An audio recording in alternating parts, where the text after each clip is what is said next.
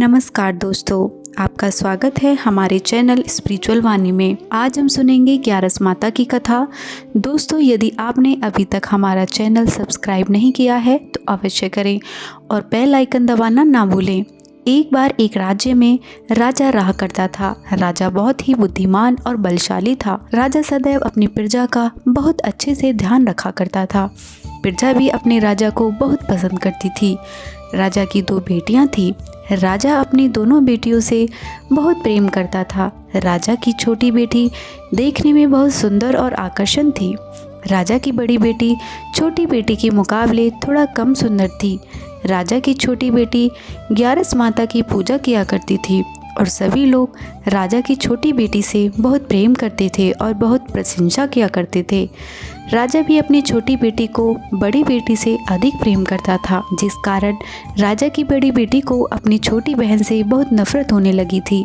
राजा की दोनों बेटियां जब बड़ी हो गई तब एक पड़ोसी राज्य में रहने वाला राजकुमार राजा की बड़ी बेटी के लिए रिश्ता लेकर आया। लेकिन जैसे ही उस राजकुमार की नज़र राजा की छोटी बेटी पर पड़ी तो वह राजकुमार राजा की छोटी बेटी पर आकर्षित हो गया और उससे पहली नज़र में प्रेम कर बैठा।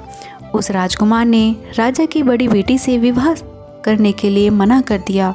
उसने राजा से कहा, मैं आपकी छोटी बेटी से विवाह करना चाहता हूँ। जिसके बाद राजा की बड़ी बेटी यह देखकर अपनी छोटी बहन से बहुत क्रोधित हो गई और राजा की बड़ी बेटी ने अपनी छोटी बहन को अपना सबसे बड़ा दुश्मन मान लिया। राजा की बड़ी बेटी ने अपनी छोटी बहन से बदला लेने का निर्णय किया, जिसके लिए उसने अपनी छोटी बहन को जान से मारने का प्लान बनाया। राजा की बड़ी बेटी ने अपनी छोटी बहन को मारने के लिए सबसे पहले एक लड्डू में जहर मिलाकर अपनी छोटी बहन को दे दिया और उसको लड्डू खाने के लिए कहा। लेकिन लड्डू खाने के बाद भी छोटी बहन को कुछ नहीं हुआ।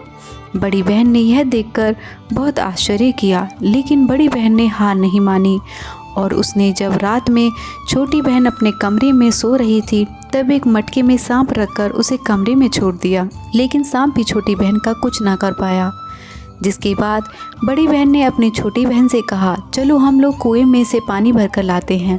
जिसके लिए वह अपनी छोटी बहन को पानी भरने के बहाने कुएं के पास ले गई और उसने अपनी छोटी बहन को कुएं में धक्का दे दिया। लेकिन छोटी बहन को तब भी कुछ नहीं हुआ, क्योंकि हर बार ग्यारस माता उसकी रक्षा कर रही थी और उधर बड़ी बहन अपने सारे प्रयासों के बाद असफल हो रही थी, जिससे वह बहुत क्रोधित होती जा रही थी। फिर उसने अपनी छोटी बहन के पास जाकर उससे खुद ही पूछा कि मेरी छोटी बहन, तुमको पता है भगवान ने सबकी मृत्यु एक निश्चित समय पर लिखी हुई है और कैसे मृत्यु होगी, क्या यह तुम जानती हो? तब छोटी बहन ने अपनी बड़ी बहन को बताया कि हाँ, मैं तो जानती हूँ मेरी मृत्यु कैसे होगी। छोटी बहन से यह सुनकर बड़ी बहन मन ही मन बहुत प्रसन्न होने लगी और उसने अपनी छोटी बहन से कहा कि तो तुम मुझे अपनी मृत्यु का राज बताओ। छोटी बहन ने अपनी बड़ी बहन से कहा कि मेरी मृत्यु तो एक तोते में है, जो तोते के गले में एक हार है, उससे मेरी मृत्यु होगी। जब तक कोई भी व्यक्ति तोते को मारकर वह हार अपने गले में पहनेगा तो मैं मूर्छित हो जाऊंगी और जैसे ही उस हार को अपने गले से उतारेगा तो मैं वापस से जीवित हो जाऊंगी। अपनी छोटी बहन की मृत्यु का राज जानकर बड़ी बहन बहुत ही खुश हो गई और उसने अपनी छोटी बहन को मारने के लिए उसके पालतू तोते को ढूंढना शुरू कर दिया। और छोटी बहन को इस बात का आभास हो गया था कि कोई उसकी जान लेना चाहता है, जिसके लिए वह अपने पिताजी के पास गई। उसने अपने पिताजी से कहा, पिताजी, मेरी मृत्यु के बाद आप मुझे जलाइएगा मत, बल्कि आप मुझे अपनी पुरानी वाली हवेली में एक पलंग पर लिटाकर छोड़ दीजिएगा। अपनी छोटी लड़की की यह बात सुनकर राजा बहुत आश्चर्यचकित हो गए। राजा ने अपनी छोटी बेटी से पूछा, बेटी तुम क्या कह रही हो? तब राजा की छोटी बेटी ने बताया, पिताजी, समय किसी के लिए नहीं रुका है, कब क्या हो जाए किसी को कुछ पता नहीं है। और फिर राजा ने अपनी छोटी बेटी से कहा कि तुम ऐसी बातें क्यों कर रही हो?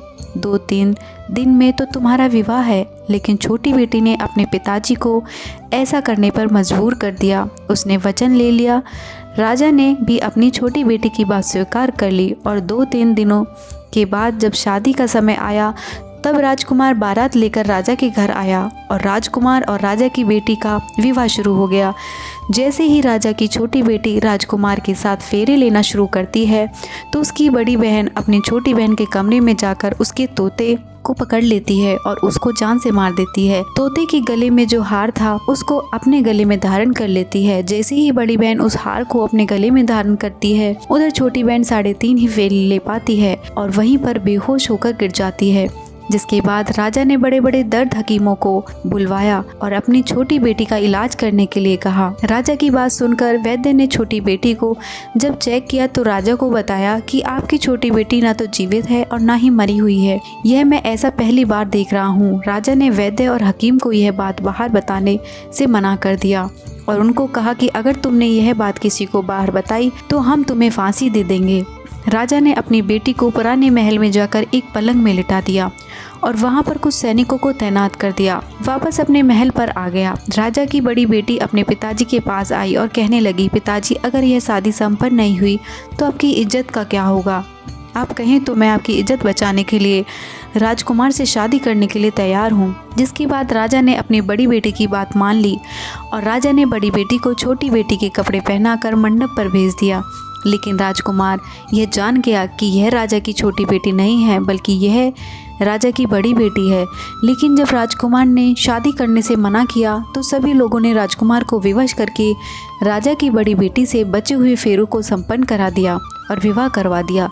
जिसके बाद राजकुमार राजा की बड़ी बेटी को अपने महल में ले गया। राजकुमार राजा की बड़ी बेटी से न तो बात करता था और न ही उसको पसंद करता था, न ही उसके आसपास भटकता था। और राजकुमार ने यह फैसला लिया था कि वह अपनी प्रेमिका को ढूंढ कर रहेगा और यह जानकर रहेगा कि उसके साथ हुआ क्या है। एक दिन राजकुमार अपने घोड़ी पर सवार होकर राजा के पुराने महल के पास पहुंच गया, जहां पर उसने कुछ सैनिकों को देखा। महल के पास पहुंचकर राजकुमार ने जब महल को ध्यान से देखा तो वह समझ गया कि यह तो हमारे ससुर जी का महल है। तब राजकुमार ने सैनिकों से पूछा, तुम लोग यहाँ क्या कर रहे हो? इस महल के अंदर उस पलंग में कौन लेटा है? जिसके बाद सैनिकों ने बताया कि यहाँ पर राजा की छोटी बेटी लेटी है। यह सुनकर राजकुमार बहुत प्रसन्न हो गया और वह तुरंत अपनी प्रेमिका के पास पहुँच गया और उसकी सेवा करने लगा। जैसे ही रात हुई तो राजा की छोटी बेटी उठकर खड़ी हो गई। राजकुमार यह देखकर बहुत खुश हो गया और उसने अपनी प्रेमिका से पूछा कि तुम यहाँ क्या कर रही हो? तुम मेरे साथ मेरे घर चलो। राजा की छोटी बेटी ने राजकुमार को सारी बातें बता दी कि मेरी जान एक तोते में बसी थी और मैंने यह बात सिर्फ अपनी बड़ी बहन को बताई थी और मुझे पता था कि उसने ही मुझे मारने का प्रयास किया है। उसके पास एक हार है जिसको वह सुबह पहन लेती है और रात को उतार देती है।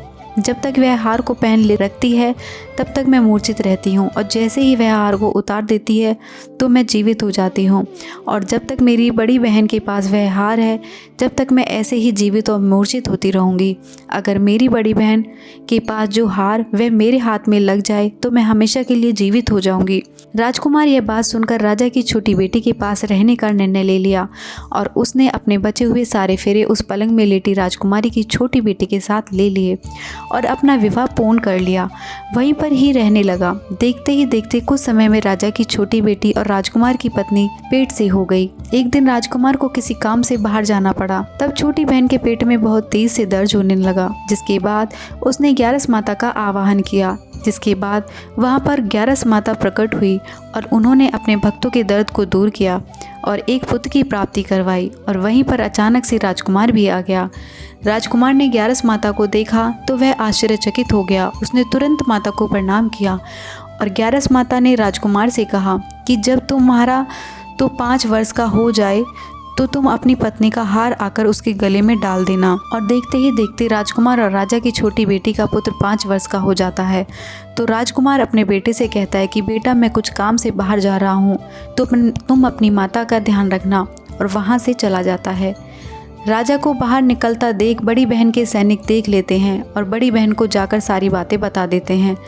जिसके बाद बड़ी बहन अपनी छोटी बहन के पुत्र को वहां से उठवा लेती है और उसको मरवा देती है। छोटी बेटी के पुत्र के 2 टुकड़े करवा देती है। पहला टुकड़ा चक्की के पास छुपा देती है और दूसरा टुकड़ा अपनी पलंग के नीचे रख देती है। अब 11 माता भिखारी का रूप लेकर आती हैं। एक भिखारी का रूप रखकर बड़ी बहन के पास चली जाती हैं, जिसके बाद वहाँ पर भिक्षा मांगने लगती हैं। बड़ी बहन अपने नौकरों से कहती है कि जाकर भिक्षा दे दो, लेकिन जैसे ही नौकर ग्यारस माता को भिक्षा देने के लिए आते हैं तो माता उन्हें मना कर देती है और कहती है कि मैं तुम्हारी महारानी से ही भिक्षा लूंगी। जिसके बाद बड़ी बहन स्वयं ही भिक्षा लेने के लिए माता के पास आती है। तब माता एक बिल्ली का रूप लेकर उसके कमरे में चली जाती है और वहाँ पर छोटी बेटी के पुत्र कोई दो टुकड़े को आपस में जोड़ देती है और उसे जीवित कर देती है, उसे वहाँ से ले जाती है। राजकुमार अपने बेटे को लेकर अपनी पत्नी के पास जाता है और उसे कहता है कि तुम इसका ध्यान रखना, अगर तुम इस बच्चे का अच्छे से ध्यान रखोगी तो मैं तुमसे बात करूँगा। एक दिन राजकुमार अपने बच्चे से कहता है कि तुम मम्मी से उनके गले का हार मांग लो। जिसके बाद राजकुमार का लड़का अपनी मम्मी के पास जाता है और कहता है, मम्मी मुझे तुम्हारा हार चाहिए, तुमने गले में पहन रखा है।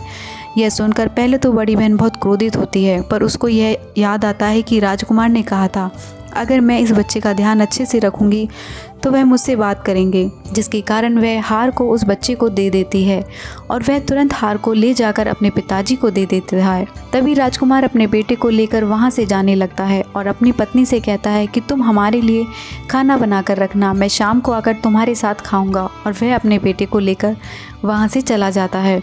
जिसके बाद वह राजा के पास जाता है और उनको सारी बात बता देता है।